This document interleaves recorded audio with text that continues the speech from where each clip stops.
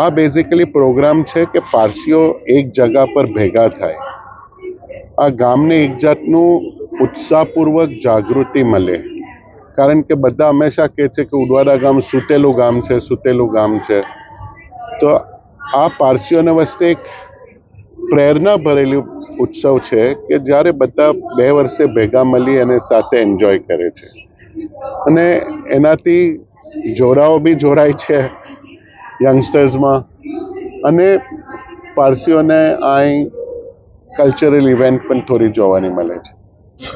આ એની પ્રેરણા 2011ની અંદર જ્યારે મોદી સાહેબ ગુજરાતના મુખ્યમંત્રી હતા ત્યારે એમનો આ વિચાર એમને દર્શાવ્યો હતો.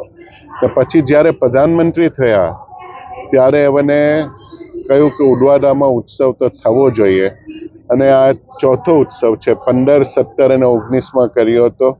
પછી કોવિડને ખાતર બંધ હતું. પછી ગયા સાલ કરવાના હતા પણ તે રામ મંદિરનું ઓપનિંગ હતું, તેને ખાતર થોડું નહીં ફાવ્યું હતું. અને આજે આ શુભ દિવસે આ ચોથું એડિશન આપણું ઉત્સવનું શરૂ થયું.